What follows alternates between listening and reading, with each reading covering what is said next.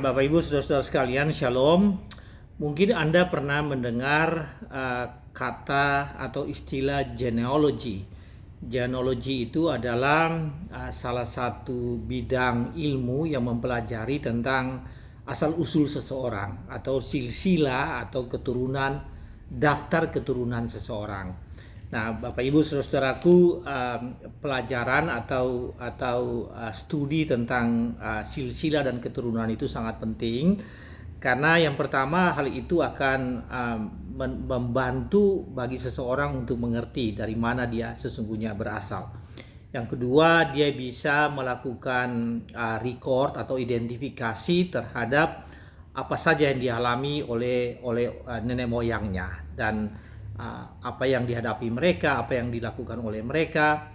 Dan yang ketiga, berdasarkan atas informasi itu dia bisa menentukan langkah-langkah yang paling tepat, yang paling baik bagi dia berdasarkan dari atas pengalaman orang-orang nenek moyangnya. Maka dia bisa menentukan ke depan dia harus melakukan apa. Nah, saudaraku, di dalam Alkitab kita, terutama di dalam Injil Matius, terutama Matius 1, khususnya Matius pasal 1 ayat 1 sampai 17, atau awal dari Perjanjian Baru, di sana ada perikop tentang genealogy of Jesus Christ, ya. Jadi silsilah keturunan Yesus Kristus. Dan Matius, salah satu dari murid Tuhan Yesus, sengaja kita bersyukur bahwa Matius menempatkan ini di awal dari Perjanjian Baru, ya. Jadi perikop awal dari Perjanjian Baru adalah silsilah tentang Yesus Kristus, dan Matius menempatkan hal ini untuk memberitahukan kepada kita, ya, ini adalah firman Tuhan, dan untuk menyatakan kepada kita bahwa siapa sesungguhnya Tuhan Yesus Kristus. Sehingga ketika kita membaca Alkitab, kita membuka Perjanjian Baru dimulai dengan genealogy of Jesus Christ atau silsilah keturunan Tuhan Yesus. Dari sana kita akan tahu apa sesungguhnya pentingnya bagi orang Yahudi, bagi orang Israel pada saat itu, siapakah itu Tuhan Yesus. Dan tentu saja bagi kita saat ini, kita mengerti dari silsilah tentang Tuhan Yesus Kristus ini, siapa sesungguhnya Tuhan Yesus Kristus. Nah, Bapak Ibu Saudaraku, saya ingin membaca ayat-ayat ini, yaitu dari pasal 1 ayat 1 sampai 17. Dan saya akan membaca secara cepat karena ini ayatnya cukup panjang, namun demikian sangat monoton, ya. Nanti kita akan melihat bahwa perikop ini sangat monoton, tetapi sungguh sangat bermakna bagi kita. Nah, judulnya silsilah Yesus Kristus, Matius pasal 1 ayat 1 sampai 17, yang demikian bunyinya. Inilah silsilah Yesus Kristus, anak Daud, anak Abraham. Abraham memperanakan Ishak, Ishak memperanakan Yakub, Yakub memperanakan Yehuda dan saudara-saudaranya. Yehuda memperanakan Peres dan Zerah dari Tamar. Peres memperanakan Hezron, Hezron memperanakan Ram, Ram memperanakan Aminadab, Aminadab memperanakan Nehason, Nehason memperanakan Salmon, Salmon memperanakan Boas dari Rahab, Boas memperanakan Obed dari Rut, Obed memperanakan Isai, Isai memperanakan Raja Daud, Daud memperanakan Salomo dari istri Uria, Salomo memperanakan Rahabeam, Rahabeam memperanakan Abia, Abia memperanakan Asa, Asa memperanakan Yosafat, Yosafat memperanakan Yoram, Yoram memperanakan Uzia, Uzia memperanakan Yotam, Yotam memperanakan Ahaz, Ahaz memperanakan Hizkia, Hizkia memperanakan Manasye, Manasye memperanakan Amon, Amon memperanakan Yosia, Yosia memperanakan Yekonya dan saudara-saudaranya pada waktu pembuangan ke Babel. Sesudah pembuangan ke Babel, Yekonya memperanakan Shealtiel, Shealtiel memperanakan Zerubabel, Zerubabel memperanakan Abihud, Abihud memperanakan Eliakim, Eliakim memperanakan Azor, Azor memperanakan Zadok, Zadok memperanakan Akim, Akim memperanakan Eliud, Eliud memperanakan Eliasar, Eliasar memperanakan Matan, Matan memperanakan Yakub, Yakub memperanakan Yusuf, suami Maria, yang melahirkan Yesus yang disebut Kristus. Jadi seluruhnya ada 14 keturunan dari Abraham sampai Daud, 14 keturunan dari Daud sampai pembuangan ke Babel, dan 14 keturunan dari pembuangan ke Babel sampai Kristus. Nah, Bapak Ibu, seperti saya sampaikan tadi, kalau Anda membaca ini merupakan suatu bacaan yang hanya menjelaskan tentang tadi daftar silsilah dan mulai dari Abraham. Jadi silsilah yang dibuat di sini mulai dari Abraham sampai dengan Yusuf Maria yang Maria yang memperanakan Yesus Kristus. Jadi Bapak Ibu Saudara-saudara sekalian, mulai dari Abraham sampai dengan Daud ya, itu adalah suku-suku orang tua atau nenek moyang bangsa Israel yang adalah sebagian besar adalah orang-orang biasa. Abraham adalah orang yang dipanggil Tuhan, ya Bapa segala orang beriman, dipanggil Tuhan keluar dari Ur Kasdim untuk datang dan mendirikan suatu bangsa yang baru, bangsa yang besar yang disebut dengan bangsa Israel ini. Tapi kemudian sejak Daud sampai di Zerubabel itu adalah daftar dari nama raja-raja. Jadi dari kita baca ini keseluruhan ada 41 keturunan ya, dan dari 41 keturunan ini sebagian adalah daftar dari raja-raja Yehuda ya. Jadi raja Israel, tapi lebih spesifik lagi adalah raja Yehuda. Saudara-saudara sekalian, dari Genealogy of Jesus Christ atau silsilah Tuhan Yesus Kristus ini kita akan mempelajari beberapa poin penting yang bisa kita gunakan. Tadi saya katakan mempelajari silsilah adalah dasar bagi kita untuk mengetahui apa yang harus tentang status kita ya. Jadi kalau Yahudi, orang Israel mempelajari silsilah, itu berarti mereka mengetahui ya bagaimana mereka saat ini dan apakah mereka mempunyai hak untuk warisan sebagai keturunan Israel. Bahwa Yesus adalah, dari sini kita akan mempelajari bahwa Yesus adalah raja ya. Tadi saya sampaikan bahwa di dalam Injil Matius ini dimulai dari Abraham ya, Abraham sampai dengan Yusuf. Namun kalau Anda baca di Lukas, maka di Lukas itu ada juga Genealogy of Jesus Christ dilihat dari sisi Maria. Nah, dan bahkan Lukas mencatat itu sejak dari Adam sampai kemudian pada Yusuf atau pada Maria ya. Jadi itu keturunan yang cukup panjang. Nah, Bapak Ibu Saudara sekalian, apa yang bisa kita pelajari? Yang pertama yaitu bahwa silsilah atau genealogy menegaskan bahwa Yesus adalah raja. Jadi dalam bacaan kita ini kita melihat ada 3 kali ditekankan tentang Yesus adalah raja ya. Yang pertama dalam ayat 1 dikatakan bahwa inilah silsilah Yesus Kristus. Nah, Bapak Ibu, Yesus adalah atau Yosua dalam bahasa Ibrani ya, itu adalah nama yang umum. Yosua adalah nama yang umum. Tetapi di sini bukan Yosua yang umum itu. Ya, di sini dikatakan Yosua yang spesifik yaitu Yesus Kristus. Ya, nah Kristus sendiri adalah dalam bahasa Yunani ya, tetapi dalam bahasa Ibrani itu artinya adalah Mesias atau Mesias. Dalam bahasa Indonesia kita dengar Mesias, dan Mesias itu artinya raja. Mesias itu artinya yang diurapi atau yang dinobatkan sebagai raja. Dan karena itu dikatakan 3 kali Bapak Ibu. Dalam ayat 1 dikatakan inilah silsilah Yesus Kristus. Kemudian di dalam ayat 16 dikatakan Yakub memperanakan Yusuf suami Maria yang melahirkan Yesus yang disebut Kristus. Jadi Yesus yang mana? Yesus yang disebut Kristus. Kemudian di ayat 17 dikatakan bahwa seluruhnya ada 14 keturunan dari Abraham sampai Daud, 14 keturunan dari Daud sampai pembuangan ke Babel, dan 14 keturunan dari pembuangan ke Babel sampai Kristus. Jadi kembali ditekankan bahwa Yesus adalah Mesias, Yesus Kristus. Yesus adalah raja yang diurapi, raja yang dinobatkan.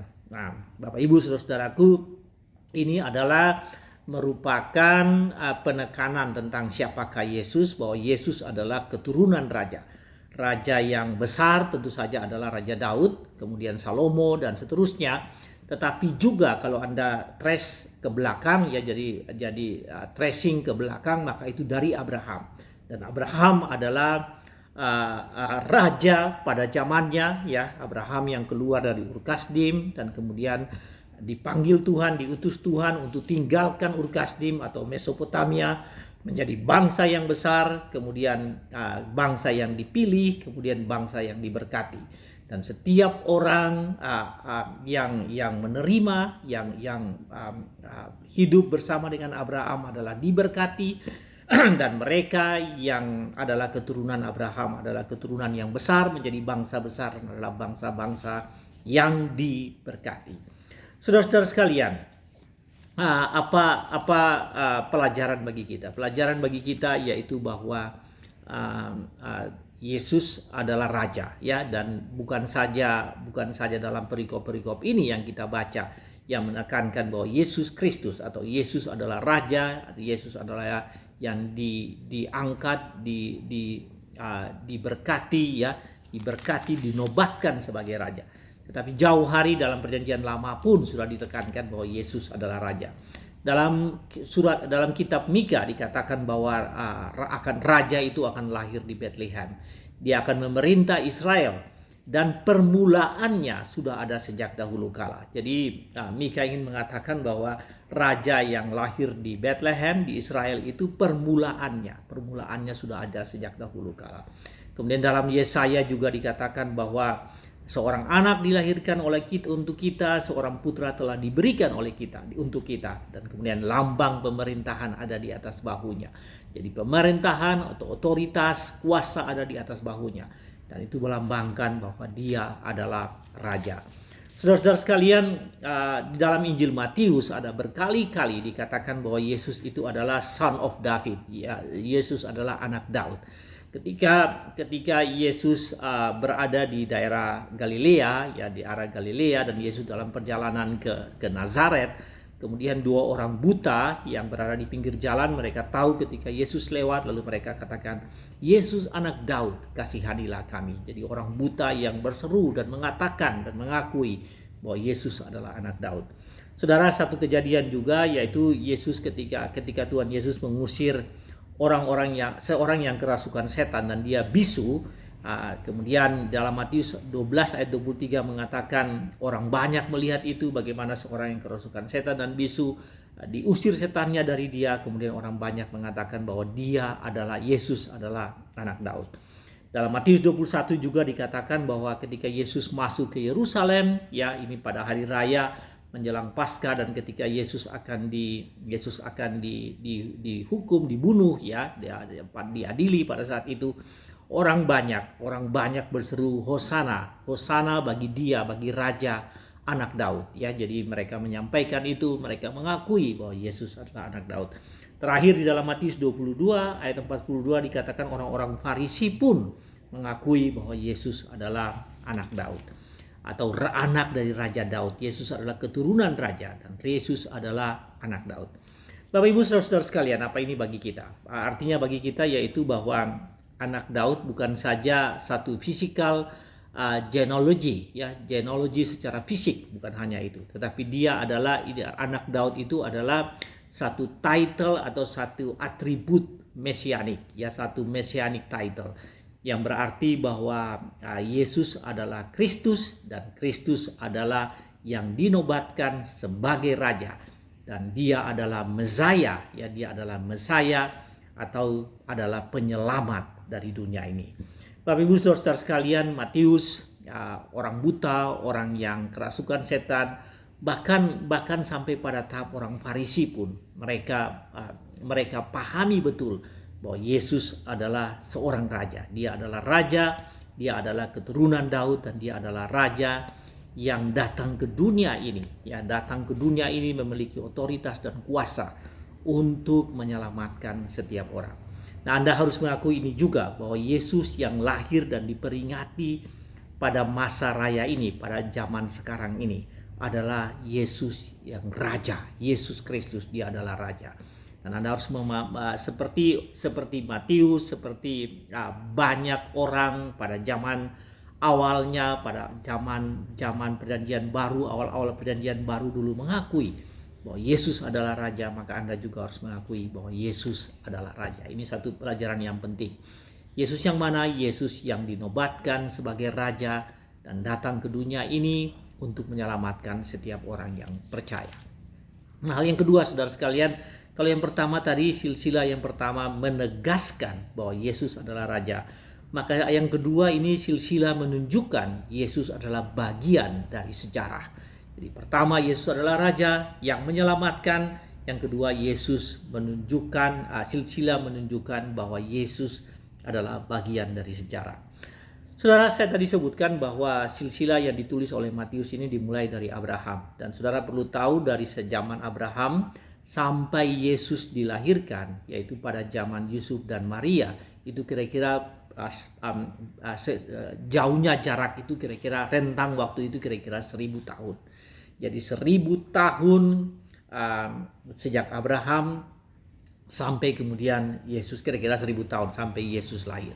Saudara, Nabi Mika mengatakan, pasal 5 ayat 1 mengatakan bahwa raja yang dilahirkan di Bethlehem itu, Mika bernubuat tentang itu, dan Mika mengatakan bahwa permulaannya sudah ada sejak purbakala. Jadi Yesus bukan 1000 tahun ya, tapi sudah ada sejak dahulu kala, purbakala. Nah, saudara sekalian, sering disebutkan bahwa history atau sejarah. History itu adalah the story, history. History itu adalah the story about Jesus, adalah sejarah tentang Tuhan Yesus. Bapak Ibu saudara sekalian, bukan hanya masa lalu, bukan hanya pada masa lalu, tetapi dan masa sekarang. Tetapi Yesus sebagai Raja itu juga adalah sampai akhir dunia ini, dan Yesus akan bertakhta selama-lamanya di sebelah kanan Allah Bapa di sorga. Jadi status sebagai Raja itu bukan saja pada masa lalu, tapi juga pada masa sekarang dan pada masa yang akan datang. Ketika Yohanes berada di Pulau Patmos, Tuhan Yesus datang menjumpai Yohanes, dan Tuhan Yesus mengatakan bahwa Aku adalah Alfa dan Omega, yang awal dan yang akhir. Alfa, yang awal dan yang akhir. Ya, jadi Yesus adalah dalam rentang masa yang tidak teridentifikasi dan tidak terdefinisikan. Karena yang awal ya sampai yang akhir manusia tidak bisa mengidentifikasikan itu. Jadi Yesus adalah bagian dari rentang waktu itu, sejarah panjang manusia pada masa lalu, sejarah panjang dunia ini, sejarah panjang alam semesta ini, dari masa lalu, masa sekarang, dan masa yang akan datang. Saudara sekalian, Yesus berkata kepada Yohanes, tuliskanlah semua ini, apa yang kamu lihat ini kamu tuliskan itu ya di dalam kitab Wahyu. Karena Aku adalah yang awal dan yang akhir. Siapa yang mengatakan? Yesus yang mengatakan itu sendiri. Aku adalah awal dan Aku adalah akhir. Aku adalah Alfa dan Omega. Dan menarik saudara-saudaraku, di dalam Wahyu 22. Jadi Wahyu 22 itu adalah pasal terakhir dari Alkitab kita ya. Dalam Wahyu pasal 22 ayat 26 dikatakan begini. Jadi setelah Yohanes mencatat semua penglihatan-penglihatan yang diperlihatkan kepadanya. Setelah dia mencatat semua itu, kemudian di ayat bagian akhir dari ini sebelum ayat-ayat penutup ya dari Alkitab kita, di dalam Wahyu 22 ayat 16 dikatakan begini. Aku Yesus telah mengutus malaikatku untuk memberi kesaksian tentang semuanya ini kepadamu bagi jemaat-jemaat. Aku adalah Tunas, yaitu keturunan Daud, bintang timur yang gilang gemilang.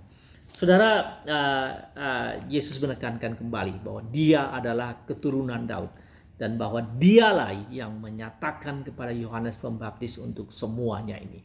Tadi dikatakan Yesus adalah awal dan yang akhir. Kemudian di akhir Alkitab ini Tuhan Yesus sekali lagi menekankan bahwa Akulah yang mengutus malaikat untuk memberi kesaksian tentang apa yang terjadi dengan alam semesta ini, dan bahwa Aku adalah Tunas, yaitu keturunan Daud, bintang timur yang gilang gemilang. Bapak Ibu saudara-saudara sekalian, jadi itu adalah nubuat yang disampaikan Yohanes Pembaptis tentang apa nanti yang akan terjadi ya. Kesaksian yang langsung Tuhan Yesus sampaikan kepada Yohanes untuk disampaikan kepada kita saat ini, bahwa Yesus adalah bagian dari sejarah. Yesus adalah bagian dari sejarah setiap sejarah dunia ini, sejarah dari alam semesta ini, dan tidak bisa dilepaskan dari sejarah. Saudara, mungkin saja saudara mengatakan bahwa bagi Anda masa lalu Anda Yesus bukan bagian dari sejarah hidup Anda. Tetapi pada hari ini Anda harus mengakui bahwa masa depan Anda itu harus menjadi bagian, Yesus harus menjadi bagian dari sejarah hidup Anda. Jadi kalau pada masa lalu mungkin saja Yesus bukan merupakan bagian dari sejarah kehidupan Anda, tetapi pada masa sekarang dan masa selanjutnya Tuhan Yesus harus menjadi bagian dari sejarah kehidupan Anda. Jadi Natal ya yang tadi disampaikan di dalam Matius pasal 1 ayat 1 sampai 17 itu menegaskan sekali lagi bahwa Yesus adalah bagian dari sejarah, dan sejarah yang luar biasa yang dilakukan oleh Tuhan Yesus adalah sejarah penyelamatan manusia. Dan karena itu kalaupun masa sebelumnya Anda tidak merupakan, Yesus bukan merupakan bagian dalam sejarah kehidupan Anda, maka seharusnya mulai dari sekarang sampai ke depan Yesus harus merupakan bagian dari sejarah kehidupan Anda. Saudaraku, hal yang ketiga yang kita bisa pelajari dari silsilah atau genealogi tentang Tuhan Yesus ini, bahwa silsilah ini menggambarkan anugerah Allah yang luar biasa kepada manusia. Jadi kalau yang pertama tadi, silsilah menegaskan bahwa Yesus adalah Raja. Yang kedua, silsilah ini menekankan bahwa Yesus adalah bagian dari sejarah dunia ini. Maka yang ketiga, bahwa silsilah ini menegaskan atau menggambarkan anugerah Allah untuk umat manusia. Anugerah Allah yang luar biasa untuk umat manusia.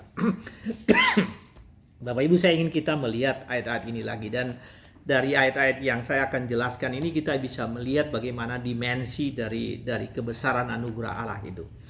Yang pertama, bahwa Anda harus memahami bahwa orang Israel ini adalah orang yang menggambarkan keturunannya atau keberadaannya berbasis dari garis keturunan yang patrilineal, ya, yang berdasarkan atas keturunan laki-laki.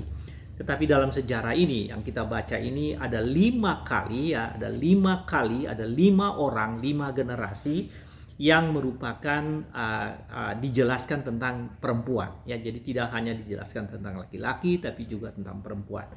Saudara, yang pertama dalam ayat 3 dikatakan bahwa dia adalah Tamar, ya. Yehuda memperanakan Peres dan Serah dari Tamar, ya. Nah, siapakah itu Tamar, saudaraku? Tamar ini adalah istri dari Yehuda, dan kalau Anda membaca di dalam kitab Kejadian, sebetulnya Tamar ini pada awalnya adalah menantu dari Yehuda. Tapi kemudian dengan prosesnya yang panjang dalam Kejadian 38, pada akhirnya Tamar menjadi istri dari Yehuda, dan kemudian dia memperanakan. Jadi Tamar ini adalah orang Kanaan. Jadi dia bukan keturunan Yahudi. Dia adalah keturunan Kanaan atau orang asing pada saat itu, dan dia menjadi bagian dari silsilah, ya. Jadi Tamar, siapakah dia? Seorang perempuan yang bukan orang Yahudi tapi bagian dari silsilah itu. Jadi di sini Anda sudah bisa melihat bahwa bukan Yahudi saja, tapi ternyata Tamar sudah masuk bagian dalam silsilah Tuhan Yesus. Yang kedua yaitu pada ayat ke-6, saudara sekalian, pada ayatnya yang kelima, ya, ayat yang kelima. Ayat 5 dikatakan begini, bahwa Salmon memperanakan Boas dari Rahab. Jadi yang kedua ini adalah Rahab. Dan siapa itu Rahab? Dia itu adalah ibu dari Boas, dan dia istri dari Salmon. Dan Rahab itu siapa? Rahab adalah seorang perempuan yang disebutkan dia perempuan sundal, ya, yang menyelamatkan 2 pengintai Israel yang diutus Yosua untuk menaklukkan kota Yeriko. Dan Rahab inilah yang menyelamatkan 2 orang pengintai Israel yang masuk ke kota Yeriko pada saat itu. Jadi dia ini bukan orang Israel juga. Jadi siapakah itu Rahab? Bukan orang Israel, seorang perempuan sundal yang dipakai Tuhan untuk menyelamatkan, untuk tugas, untuk bagaimana rencana Allah untuk menaklukkan kota Yeriko itu bisa dilaksanakan, ya. Jadi itu Rahab. Nah, saudara sekalian, Rahab adalah orang tua dari Boas. Dan siapakah itu Boas? Boas ini beristri Ruth. Yang ketiga yaitu Ruth. Ruth itu siapa? Ruth adalah istri dari Boas, dan dia adalah seorang perempuan Moab. Jadi dia bukan berasal dari orang Yahudi. Jadi tadi Tamar bukan orang Yahudi, dia adalah orang Kanaan. Kemudian Rahab adalah juga orang Kanaan, orang Yeriho, dari kota Yeriho. Dan kemudian Ruth yang adalah dari Ruth bersama Naomi pulang ke Bethlehem, ya, dari Moab ke Bethlehem, dan kemudian dia bersuamikan Boas. Yang ketiga, yang keempat. Jadi yang pertama tadi Tamar, Rahab, Ruth, dan yang keempat adalah Batseba. Siapa itu Batseba? Nama Batseba tidak disebutkan di sini. Tapi di dalam ayat-ayat ini dikatakan demikian, Bapak Ibu saudaraku, bahwa Batseba ini adalah istri Daud, ya. Jadi Daud, kita tahu bahwa Daud, ya, Batseba adalah Uria sebelumnya, istri dari Uria. Kemudian Daud mengambil Batseba sebagai istrinya. Dan yang terakhir, dan Anda tahu latar belakang cerita tentang Batseba, tentang Uria ini, dan bagaimana Daud dengan liciknya dia berdosa, tapi pada akhirnya Tuhan mengampuni dia dan dia mengambil Batseba sebagai istrinya. Dan yang terakhir adalah Maria. Jadi dari silsilah ini, Bapak Ibu saudaraku, Anda bisa melihat begini, bahwa yang pertama bahwa perempuan-perempuan, bukan hanya laki-laki, adalah bagian dari genealogi Tuhan Yesus. Jadi yang pertama itu. Yang kedua di sini ditekankan bahwa bukan saja orang Yahudi, tetapi juga orang-orang non-Yahudi. Dan itu ditunjukkan dengan 4 perempuan yang bukan dari Yahudi, ya, 3 perempuan paling tidak, yaitu Tamar, kemudian Rahab, dan Ruth, yang bukan orang asli Yahudi, yang merupakan bagian dari silsilah keturunan Tuhan Yesus. Nah, juga disegatkan di sini bahwa mereka adalah mempunyai social class atau mempunyai derajat yang berbeda-beda. Bahkan di sini dikatakan bahwa Tamar ini adalah seorang perempuan yang tadi latar belakangnya seperti tadi saya jelaskan, bahwa dia pada awalnya adalah anak dari menantu dari Yehuda. Kemudian pada suatu saat dia menyamar, dan kemudian tanpa diketahui oleh Yehuda, dan ternyata Yehuda mengambil dia sebagai istri. Ketahuan belakangan, ya, bahwa dan itu karena penyamaran yang dilakukan oleh Tamar. Kemudian Rahab tadi dijelaskan. Jadi ini orang-orang dengan social class, dengan kelas sosial, dengan identitas sosial yang boleh dikatakan tidak begitu baik, hancur, ya, berantakan. Tapi kemudian nama-nama mereka ada dalam genealogi Tuhan Yesus Kristus. Orang-orang pinggiran, orang-orang yang harusnya dibuang, ya, orang-orang yang tidak dianggap sebagai orang-orang yang baik, tetapi mereka ini semua bagian dari genealogi Tuhan Yesus Kristus. Saudara, di dalam Injil, dalam surat Paulus kepada jemaat di Galatia dikatakan bahwa di dalam Kristus tidak ada lagi itu orang Yahudi dan non-Yahudi, ya. Tidak ada lagi budak dan orang merdeka. Tidak ada lagi pembagian berdasarkan atas social class. Semua orang disatukan di dalam Tuhan Yesus Kristus. Jadi apa ini artinya bagi kita? Saudara, siapapun Anda, ya, apapun latar belakangmu, ya, apakah Anda itu mempunyai social class yang rendah, apakah Anda berasal dari keturunan yang tidak tahu, apakah Anda ini seorang perempuan, apakah Anda mempunyai masalah-masalah yang terkait dengan identitas, status sosial, bahkan gender, ya, pekerjaan, dan semuanya. Aspek-aspek yang menurut dunia ini adalah yang membedakan satu dengan yang lain. Apapun status Anda. Hari ini dikatakan di dalam firman Tuhan ini bahwa Tuhan Yesus datang ke dunia ini, dilahirkan ke dunia ini dengan satu skenario penyelamatan yang universal dan menyangkut semua orang. Ya, siapapun dia tidak terbebas dari kasih karunia Tuhan. Karena itu Tuhan menawarkan kasih karunia itu kepada setiap orang. Apakah Anda Tamar, apakah Anda ini Ruth, apakah siapapun Anda, ya, apakah Anda itu Batseba, siapapun Anda. Setiap orang, apapun statusnya, Anda mendapat kasih karunia Tuhan, dan Anda merupakan bagian dari sejarah keselamatan Tuhan, bahwa Tuhan dengan sejarah keselamatannya menjangkau Anda. Nah, saudara-saudara sekalian, hari ini kita memperingati, atau pada hari-hari ini kita sedang memperingati hari Natal.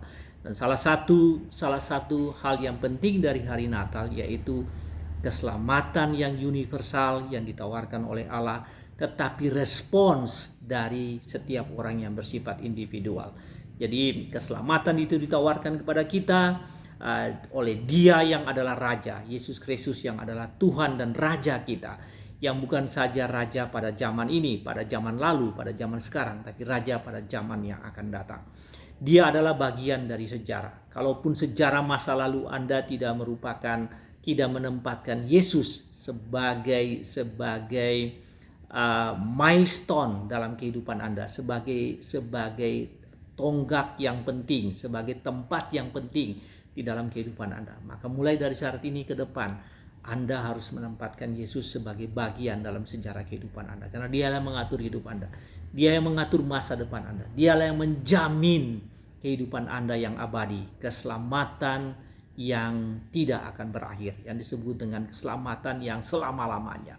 Dialah melakukan itu karena Yesus adalah bagian dari sejarah. Seperti tadi apa yang dikatakan oleh kitab Wahyu, aku adalah yang awal dan yang akhir, Alfa dan Omega, dan akulah yang menentukan sejarah dunia ini sampai pada akhirnya. Dan yang terakhir, Bapak Ibu Saudara sekalian, firman Tuhan ingin mengatakan bahwa Anda adalah bagian dari skenario keselamatan Allah, skenario Natal itu, skenario kelahiran Tuhan Yesus yang datang ke dunia ini untuk menyelamatkan setiap orang. Setiap orang yang percaya, apapun latar belakangmu, apapun keadaanmu, apapun statusmu, apapun sukumu, apa saja statusnya, semuanya itu merupakan dijangkau, ya, semuanya status Anda itu dijangkau dengan kasih karunia Tuhan yang begitu hebat, yang luar biasa, yang menjangkau setiap orang.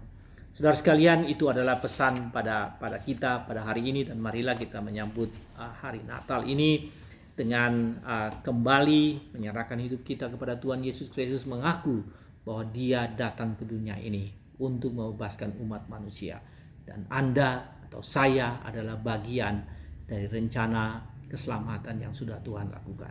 Tuhan berkati saudara sekalian. Amin.